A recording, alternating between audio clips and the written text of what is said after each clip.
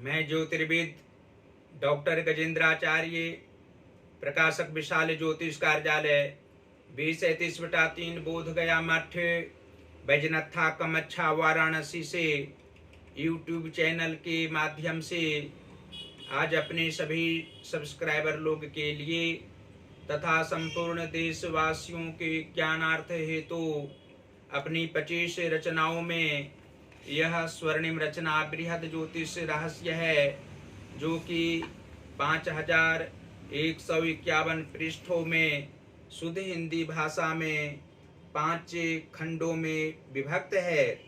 इस ज्योतिष महाग्रंथ बृहद ज्योतिष रहस्य के अंतर्गत आप लोगों को जन्म कुंडली के 12 भाव में सूर्य तथा मंगल ग्रह को बैठने का फल स्पष्ट शब्दों में दर्शाने जा रहा हूँ।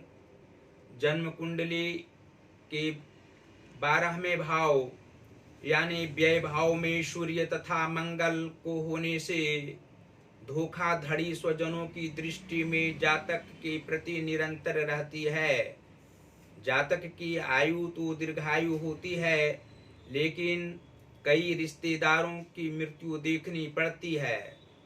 जातक की आंख में रोग हो जाता है। अशुभ मंगल और सूर्य की युति व्यय भाव में हो तो जातक की मृत्यु रण क्षेत्र या कर्म क्षेत्र में होती है।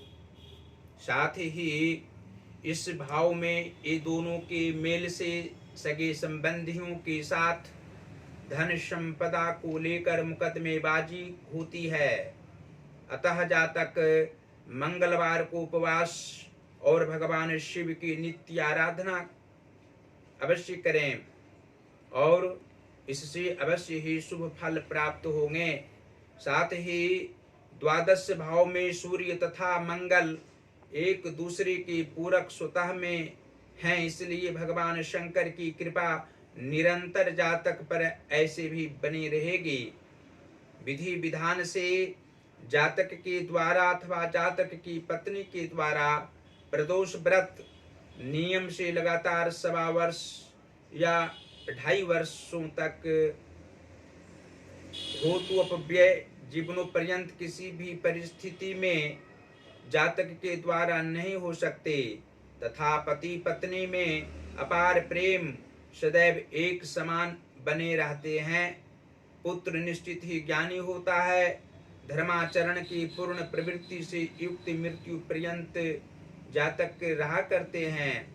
और यह भी स्पष्ट शब्दों में आप लोगों को हम दर्शा रहे हैं कि जन्म कुंडली के 10म अर्थात कर्म व पितृभाव के स्वामी गुरु बृहस्पति हों और सुहृद व मातृभाव के स्वामी बुध ग्रह हों तो 12 भाव स्थित सूर्य तथा मंगल के प्रभाव से जातक को कर्म करने की इच्छा तो अंत अवस्था तक रहा करती है, लेकिन कार्यों में व्यवधान प्रत्येक काल में होना भी स्पष्ट है।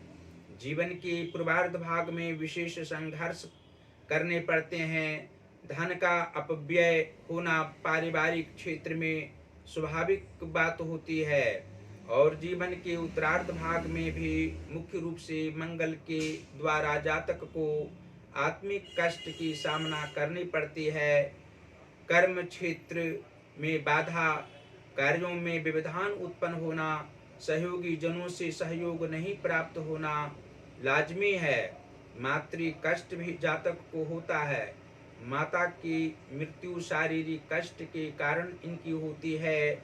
62वें वर्ष में इनकी माता की मृत्यु हो सकती है।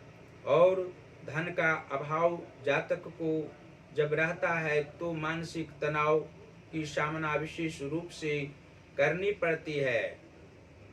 कुंडली के 9म अर्थात भाग्य व धर्म भाव के स्वामी मंगल ग्रह हों तथा धन भाव के स्वामी भी मंगल ग्रह हों अर्थात 9म भाव वृश्चिक राशि का हो और द्वितीय अर्थात धन भाव मेष राशि का हो तो 12वें भाव स्थित अर्थात व्यय भाव स्थित सूर्य तथा मंगल के प्रभाव से जातक को भाग्योन्नति तो समयानुसार होती है, लेकिन व्यवधान भाग्य में जीवन के 38वें वर्ष से 44वें वर्ष के मध्य में विशेष रूप से रहा करता है।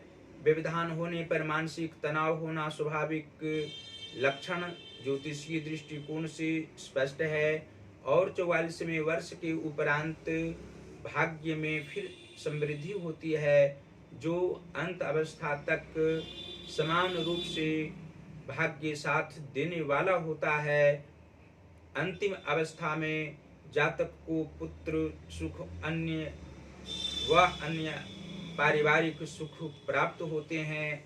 आध्यात्मिकता भी इनमें उस काल में ज्यादा रहा करती है, और धन की क्षति होने पर जीवन के उत्तरार्ध भाग में इनको आत्मिक संतोष की भावना मन मस्तिष्क में रहने के कारण नहीं रहती है, और आर्थिक सहायता किसी भी व्यक्ति को पहुंचाने की इन्हें आदत पड़ जाती है। जीवन का पूर्वार्ध भाग संघर्षशील अवश्य ही रहता है, लेकिन प्रेम पूर्वक हम कह सकते हैं कि जीवन का उत्तरार्ध भाग में शारीरिक, मानसिक तथा आर्थिक सुख जातक को प्राप्त होते हैं। और जन्म कुंडली के सप्तम भाव के स्वामी बुध ग्रह हों तथा लग्न भाव के स्वामी अर्थात लग्नेश कुंडली में गुरु बृहस्पति हों, तो द्वादश भाव स्थित सूर्य तथा मंगल के प्रभाव से जातक को पारिवारिक सुख होते हैं। पति पत्नी का संबंध सामान्यतया उत्तम ही रहता है, लेकिन कभी कभी मानसिक तनाव जातक को होना पत्नी के द्वारा निश्चित है।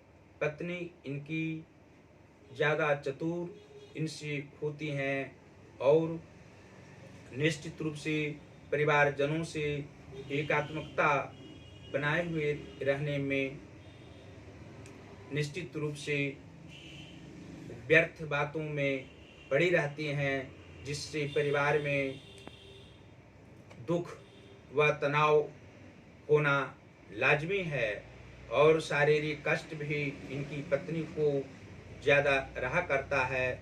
ऐसे तो जातक को भी शारीरिक कष्ट की सामना मध्यावस्था में मुख्य रूप से करनी पड़ती है, लेकिन अंत अवस्था में जातक को मुख्य रूप से हृदय रोग होना और अन्य प्रकार के भी शारीरिक कष्ट होना वृद्धावस्था में स्पष्ट है।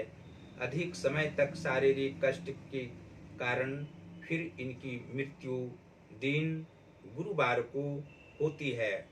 और अंत में फिर स्पष्ट शब्दों में हम कह सकते हैं कि धन भाव के स्वामी मंगल ग्रह तो मंगल ग्रह हों, और पराक्रम भाव के स्वामी शुक्र ग्रह हों, तथा पंचमेश अर्थात विद्या व संतान भाव के स्वामी चंद्रमा हों, तो द्वादश भाव स्थित सूर्य तथा मंगल के प्रभाव से जातक को पुत्र सुख अवश्य प्राप्त होता है। पुत्र की कामना इनकी पूर्ण होती है। विवाह के उपरांत पुत्र सुख की प्राप्ति होती है, और पराक्रम की भावना इनके पुत्र में भरी हुई रहती है।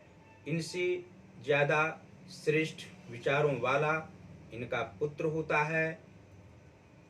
छठवें भाव के स्वामी यदि सूर्य ग्रह हों, और अष्टमेश शुक्र ग्रह हों, तथा द्वादश भाव के स्वामी शनि ग्रह हों, और सूर्य तथा मंगल एक साथ इस भाव में अर्थात व्यय भाव में बैठे हों, तो जातक को मित्र सुख अवश्य होता है। लेकिन मित्रों में कोई ऐसा भी मित्र होता है जो इनको अपयश प्रदान करता है, आत्मिक कष्ट देने वाला होता है। इनकी धनों पर बुरी दृष्टि उस मित्र को लगी हुई रहती है। अतः मित्रों से सावधान रहने की आवश्यकता इस जातक को होती है।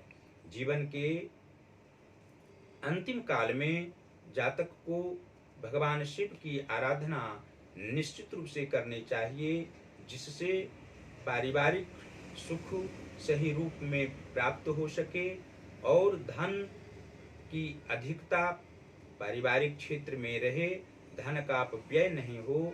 अतः जातक को भगवान शिव की आराधना निश्चित रूप से करनी चाहिए। कुंडली के नीच भावों में यदि उच्च ग्रह बैठे हों, शुभ ग्रह बैठे हों और कुंडली के केंद्र में भावों में उच्च भावों में नीच ग्रह का वास हो, तब भी जातक को भगवान शिव की आराधना अवश्य ही करनी चाहिए।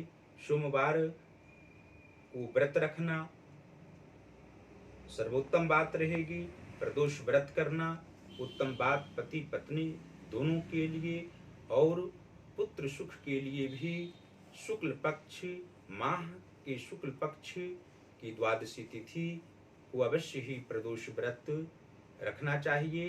साथ ही हनुमान जी की आराधना ध्यान मुख्य रूप से जातक को करनी चाहिए।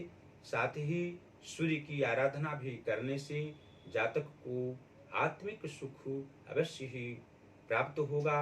मानसिक तनाव किसी भी रूप में नहीं होगा, आर्थिक परेशानी भी नहीं रहेगी।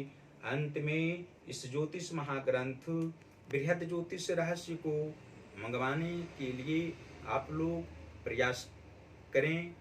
इसको मंगवाने से आप लोगों को अवश्य ही ज्योतिष का ज्ञान पूर्ण रूप से होगा और हिंदी भाषा में इस ग्रंथ को लिखे हुए रहने से आप लोगों को सुविधा पढ़ने में अवश्य होगी। किसी ज्योतिषी या प्रकांड विद्वान ज्योतिषाचार्य की आवश्यकता नहीं पड़ेगी। आप लोग इसको पढ़कर आत्मिक सुख अवश्य ही प्राप्त करेंगे। इसको मंगवाने के लिए हमसे सीधा संपर्क आप लोग कर सकते हैं। पहला संपर्क का नंबर है जो व्हाट्सएप नंबर है 94 51 22 87 और 47। दूसरा नंबर है जो जियो का नंबर है और हमारा पेटीएम नंबर भी है 88 40 76 17 और 92। हमारी सभी रचनाओं को आप लोग गूगल पर भी देख सकते हैं। गूगल पर हमारा वेबसाइट है प्रकाशक विशाल ज्योतिष कार्यालय। वेबसाइट को आप खोलेंगे तो निश्चित रूप से हमारी सभी रचनाओं को आप लोग पाएंगे। मुख्य रूप से बृहद ज्योतिष रहस्य को ऑनलाइन आप लोग देख सकते हैं, पढ़ सकते हैं। फेसबुक पर भी हमारी सभी वीडियो को आप लोग देख सकते हैं। फेसबुक का हमारा आईडी नंबर है गजेंद्राचार्य ज्योतिर्विद और हमारी सभी वीडियो को आप लोग अवश्य ही लाइक करें। जो हमारा ज्योतिष महाज्ञान चैनल है उसको सब्सक्राइब करें, घंटे का बटन दबाना कदापि न भूलें और हमारी वीडियो को आप लोग शेयर भी करते रहें। देवाधिदेव महादेव भगवान श्री काशी विश्वनाथ जी की असीम कृपा आप लोग पर बरसते रहे। आप लोग मंगलमय सुखमय जीवन परिवार गण के साथ व्यतीत करते रहें। धन्यवाद।